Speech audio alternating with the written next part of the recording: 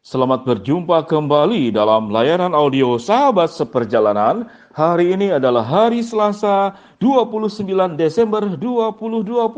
Tema renungan dan saat teduh kita dengan tema Percaya Tanpa Ragu. Percaya tanpa ragu. Firman Tuhan terambil dalam Yosua pasal yang pertama ayat yang ke-9. Demikian bunyi firman Allah. Bukankah telah kuperintahkan kepadamu, kuatkan dan teguhkanlah hatimu. Janganlah kecut dan tawar hati, sebab Tuhan Allah menyertai engkau kemanapun engkau pergi. Mari kita berdoa.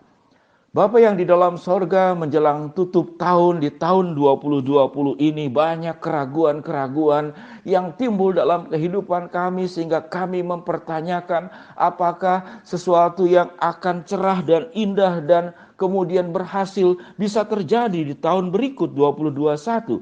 Kami ingin mengaminkan apa yang dikatakan di dalam Yosua 1 ayat 9. Bukankah telah kuperintahkan kepadamu, kuatkan dan teguhkanlah hatimu. Janganlah kecut dan tawar hati, sebab Tuhan Allah menyertai engkau kemanapun engkau pergi. Berbicaralah Tuhan, kami siap untuk mendengar. Di dalam nama Tuhan Yesus kami berdoa. Amin.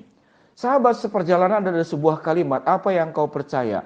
Engkau percaya kepada keraguan atau engkau percaya kepada kepercayaanmu kepada Kristus? Sebagai orang percaya, seringkali banyak anak-anak Tuhan yang percayanya itu kepada keraguan. Percayanya itu kepada kecemasan.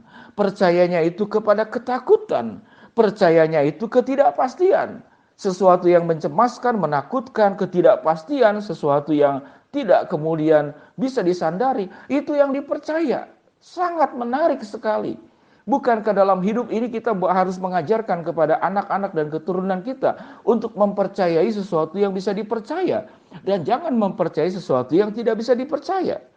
Bagaimana kita bisa mempercayai Allah yang jelas firman Tuhan yang sudah kita baca tadi. Dalam Yosua 1 ayat 9. Allah memberikan penyertaan kepada kita supaya kita jangan kecut dan tawar hati memasuki tahun yang baru.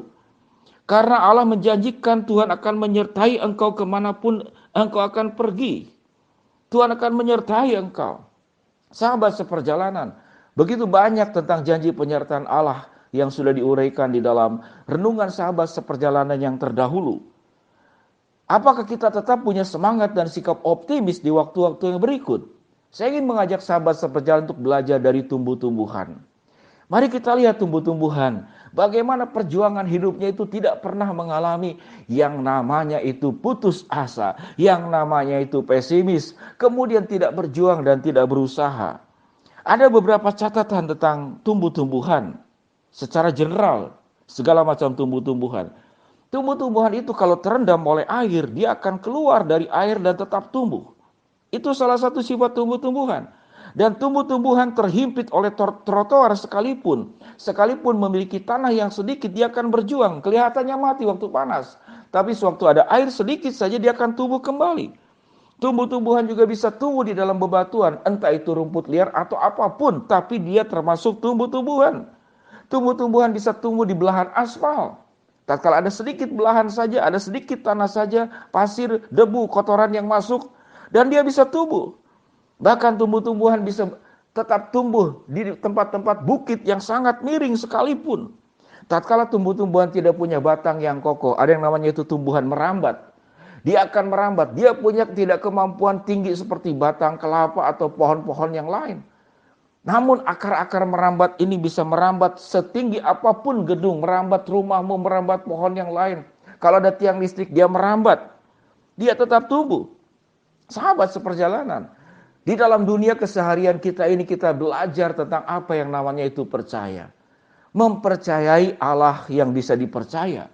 Bukan mempercayai sesuatu yang tidak bisa dipercaya. Yaitu apa? Keraguan kita, kecemasan kita, kekhawatiran kita, ketidakpastian kita, pengalaman buruk kita. Itu dianggap sebagai sebuah kebenaran. Dan kita menggeser Tuhan di dalam kehidupan kita. Tuhan menjadi tidak terlihat, sedangkan Tuhan nampak begitu jelas di dalam keseharian kita. Dari alam ciptaan yang sudah Tuhan ciptakan, dari tumbuh-tumbuhan, dari sekian banyak termasuk tumbuh-tumbuhan yang saya jelaskan. Bisa tumbuh di bebatuan, bisa tumbuh di trotoar yang sempit, bisa tumbuh di belahan aspal, bisa merambat tembok, Bahkan bisa tumbuh di bukit-bukit yang terjal. Kalau kita di bukit jatuh, dia tidak, dia terus merambat ke tanah. Bahkan fungsinya dia bisa menahan erosi dan kemudian longsor. Sahabat seperjalanan yang dikasihi Tuhan. Lalu kita seringkali bertanya, mengapa Tuhan itu susah dipahami oleh pemikiran kita? Kalau Tuhan itu bisa dipahami, maka saya percaya kepada Tuhan. Maka pemahaman ini sebetulnya adalah pemikiran yang sangat kerdil.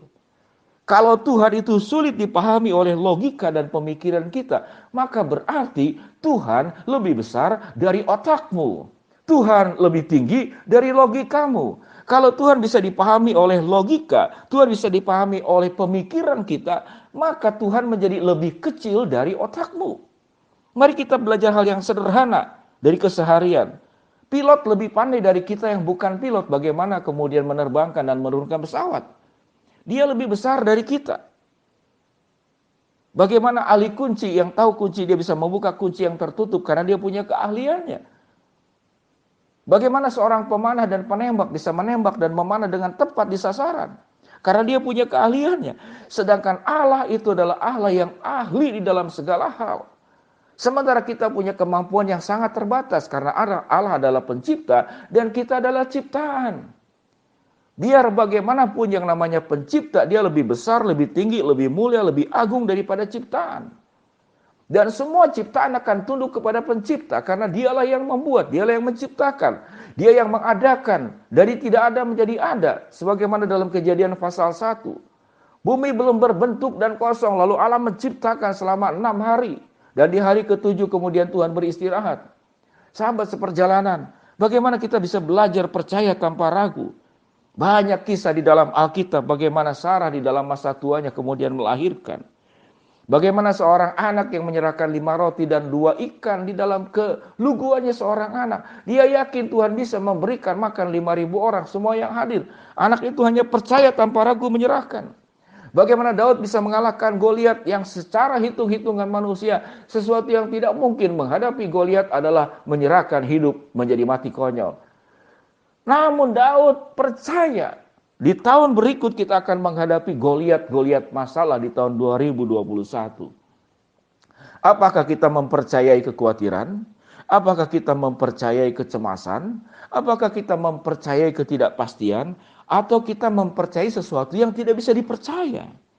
Sahabat seperjalanan yang dikasihi Tuhan. Bagaimana bangsa Israel diizinkan oleh Tuhan melewati Laut Teberau dan Allah membelah. Halangan yang ada di depan, halangan yang ada di belakang, kiri dan kanan Tuhan selesaikan. Tatkala Allah campur tangan dalam hidupmu. Tatkala Allah memberikan tiang awan dan tiang api. Tiang awan untuk siang hari dan tiang api di malam hari. Untuk memberikan kehangatan dan penerangan. Sementara tiang awan untuk menunjukkan jalan. Dan juga memberikan keteduhan dari panas terik matahari. Begitu lengkapnya penyertaan Allah. Dan firman Tuhan berkata, bukankah telah kuperintahkan kepadamu, kuatkanlah dan teguhkanlah hatimu. Janganlah kecut dan tawar hati. Sebab Tuhan Allah menyertai engkau kemanapun engkau pergi. Apakah engkau masih mempercayai keraguan? Atau engkau percaya tanpa ragu? Saya ulangi kalimat ini kembali. Apakah engkau mempercayai keraguan? Atau engkau percaya tanpa ragu kepada Allah? Itu adalah pilihan. Mari kita berdoa. Bapa yang di dalam surga, hamba-Mu berdoa buat sahabat seperjalanan yang sedang sakit di rumah sakit maupun di rumah. Tuhan jamah, Tuhan sembuhkan. Buat sahabat seperjalanan yang sedang mengalami hambatan, kesulitan dan rintangan, Tuhan bukakan jalan. Buat sahabat seperjalanan sedang berharap dan memohon sesuatu, Tuhan akan kabulkan sesuai dengan kehendak, pertolongan dan kebaikan-Mu. Di dalam nama Tuhan Yesus kami berdoa. Amin. Sahabat seperjalanan, apakah engkau percaya keraguan atau engkau percaya tanpa ragu? Itu adalah pilihan. Shalom, Tuhan memberkati. Amin.